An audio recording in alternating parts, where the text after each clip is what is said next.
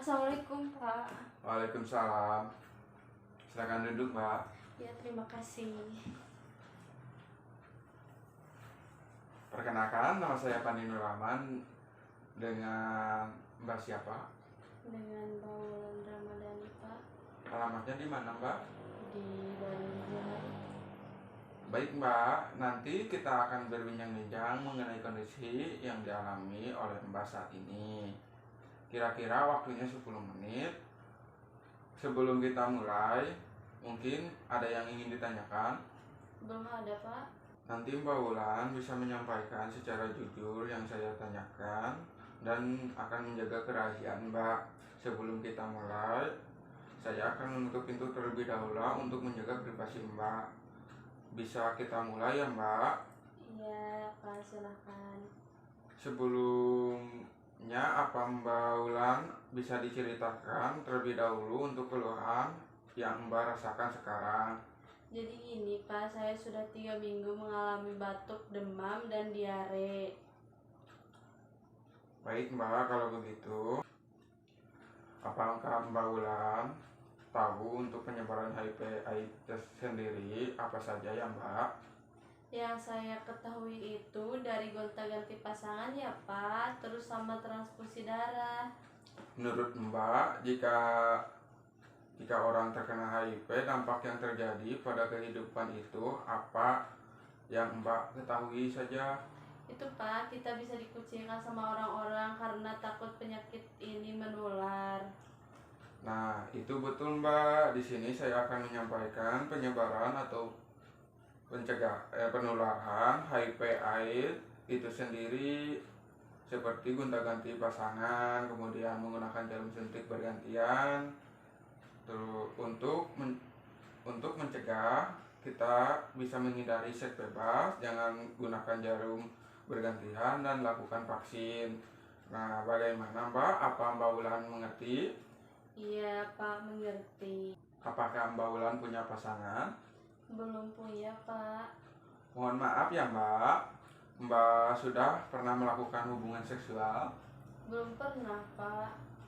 Apakah Mbak Wulan pernah menggunakan alat suntik bergantian?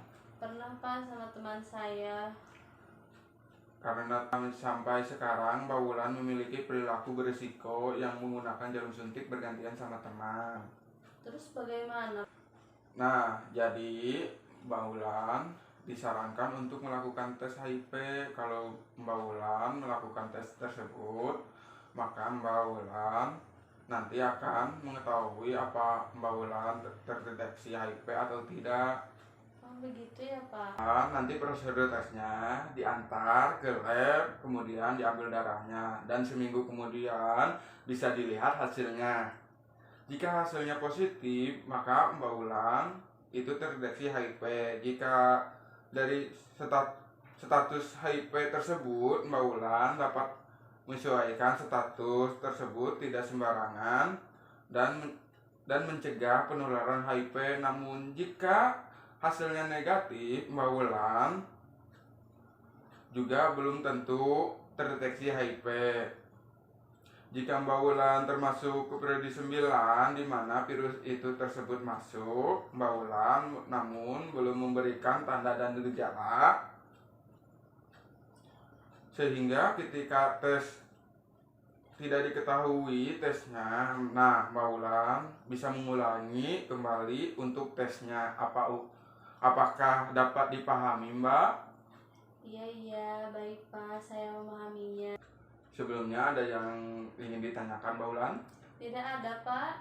Jika tidak ada, apakah Mbak Wulan dapat mengulangi kembali yang saya jelaskan tadi? Baik Pak. Jadi HIV ini penyakit yang dapat menular melalui transfusi darah atau gonta-ganti pasangan. Jadi untuk itu jika perilaku kita beresiko, kita bisa melakukan tes untuk mengetahui lebih awal apakah terdeteksi HIV atau tidak. Wah, terima kasih ya Mbak, sudah dapat mengulangi kembali. Karena kan Mbak Wulan sudah mampu mengulangi kembali penjelasan yang saya jelaskan. Apakah Mbak Wulan itu bersedia untuk melakukan tesnya? Iya, baik Pak, bersedia. Jika jika Mbak Wulan bersedia, nanti Mbak Wulan bisa baca import setnya di sini terlebih dahulu. Kemudian tanda tangan. Ini Mbak yang untuk ditandatanginya terlebih dahulu, bisa baca dulu. Iya, baik Pak. Ini Pak sudah. Baik, saya lengkapi dokumentasinya terlebih dahulu ya Mbak. Baik, mari saya antar ke lab untuk mengambil darah. Jika sudah sesuai satu minggu lagi kita akan bertemu lagi mengetahui hasil tesnya. Iya Pak. Jangan lupa ya Mbak, harus tetap jaga kesehatan meskipun kita belum tahu dari hasil tesnya. Iya, baik Pak. Minggu depan kira-kira Mbak Wulan bisanya hari apa ya? Hari Senin gimana Pak? Oh baik kalau begitu Mbak. Terima kasih banyak ya Pak. Sama-sama Mbak.